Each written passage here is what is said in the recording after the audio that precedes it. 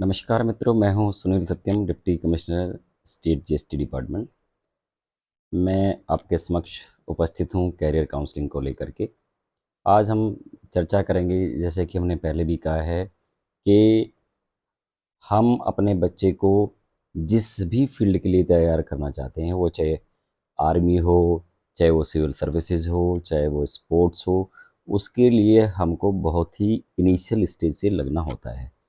उदाहरण के लिए आप देख लीजिए, वो चाहे कोई स्पोर्ट्समैन हो जिसने ओलंपिक मेडल जीते हों, या जिसने कोई नेशनल खेला हो और अच्छा उसने अचीवमेंट प्राप्त किया हो, या फिर आप जो मिलिट्री में हायर रैंक के ऑफिसर्स बनते हैं, वो ऐसे लोग होते हैं जो बहुत ही इनिशियल स्टेज से तैयारी में लग जाते हैं।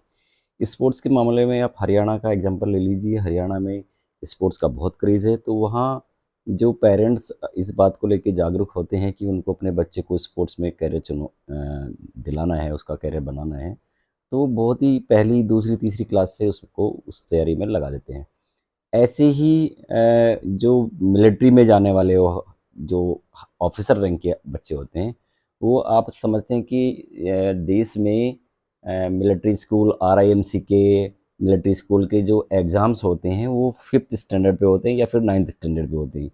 यानी जो आर्मी में भी ऑफिसर रैंक पर जो बच्चे जाते हैं, उनकी तैयारी पहली और दूसरी क्लास से स्टार्ट हो जाती है। अब हम बात करते हैं देश की सबसे टॉप जो सर्विस है, वो है सिविल सर्विसेज। सिविल सर्विसेज के विषय में लोगों में अभी इतनी जागरूकता सामान्य तौर पे नहीं है कि लोग जो सिविल सर्विसेज में अपने बच्चों को भेजना चाहते हैं, उनका कैरियर बनना चाहते हैं, ऐसा बहुत कम देखने में मिलता है कि वो फर्स्ट, सेकंड, थर्ड क्लास से उसकी तैयारी करने में अपने बच्चे को लगा देते हों।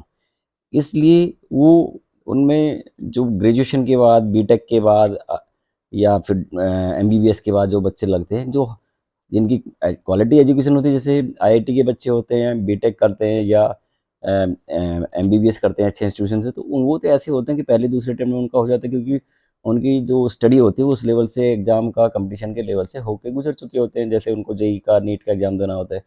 लेकिन बाकी जो बच्चे, जो भीड़ जो दिल्ली में, प्रयागराज में, लखनऊ में, जयपुर में जो भीड़ तैयारी करती है, वो ज़्यादातर लोग ऐसे होते हैं, वो ग्रेजुएशन के बाद तैयारी में लगते हैं और उनका सब सिलेक्शन नहीं हो पाता है। तो इसी चीज़ को देखते हुए हमने, हमारा अपने कई सारे फ्रेंड्स हैं, हम ऑफिसर्स का एक ग्रुप है, हमने ये तय किया है कि हम देश के बच्चों को बिना किसी शुल्क की, फ्री ऑफ कॉस्ट, हमारे पास जो अतिरिक्त समय है, उस समय को हम उसमें लगाना चाहते हैं, बच्चों का ओरिएंटेशन देना चाहते हैं, ताकि वो सिविल सर्विस में अपने करियर को बना सके।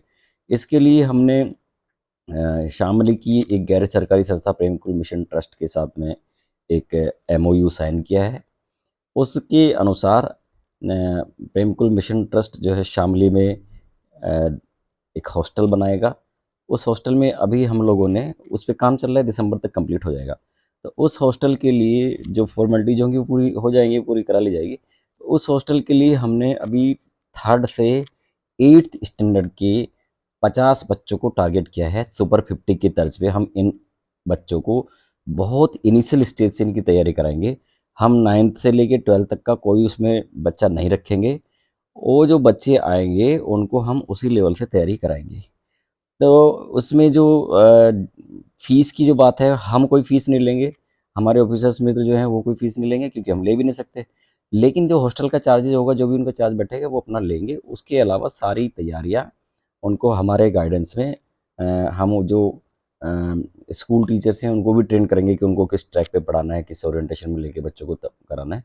बाकी उनको समय समय पे अपने जो हॉलीडेज़ हैं, जो गवर्नमेंट हॉलीडेज़ हैं, जो संडेज़ हैं, जिनमें हम खाली होते हैं, जिनमें हमारी कहीं कोई, हमारे पास कोई काम नहीं होता, जिसमें हमारी कहीं ड्यूटी नहीं होती, तो उस खाली समय को हम वहाँ पर देंगे, और ये हमारा प्रयास रहेगा। मैं निवेदन करता हूँ आप लोगों से, अगर आप चाहते हैं, आप कहीं ऑफिसर हैं, सरकारी सेवा में हैं, तो आप समाज का कार्य कर सकते हैं। सरकारी सेवक आचरण नियमावली ये अनुमति देती है कि आप बिना कोई फीस लिए निःशुल्क अगर किसी समाज सेवी संस्था से जुड़ना चाहते हैं, जो शिक्षण का कार्य करती हो, वैज्ञानिकता का को बढ़ावा देती हो, उसमें आप जुड़ सकते हैं, इसमें कोई मनाही नहीं है। तो अपने मित्रों से भी मैं आह्वान करूँगा कि वो इस अभियान से जुड़ें, और जो इस तरह के बच्चों को हम लेकर के चल रहे हैं, उनको ओरिएंटेशन दें। इस काम में अगर हमको सफलता मिलेगी, तो आगे फिर हम इसको बढ़ाएँगे। 9th, 10th, 11th, 12th में हम उन्हीं बच्चों को लेंगे जो इस प्रोसेस से हमारे साथ में जो बच्चे थर्ड फोर्थ फिफ्थ से लेके एट तक कहीं जुड़ेगा, तो उन्हीं बच्चों को जब नाइन्थ में आएगा तो उनको हम रखेंगे, 10th में आएगा तो इस तरह से हम जो है नींव से लेके इन बच्चों को चलने वाले हैं। तो इस अभियान में मैं चाहता हूँ कि आप लोग हमसे जुड़ें, और आपके पास अगर कोई मेधावी बच्चा है, उद्दंडी नहीं, ऐसे बच्चे नहीं जिसको आप चाहते कि हॉस्टल में जाए और सुधर के आ जाए, ऐसा नहीं। हमको मेधावी बच्चे चाहिए।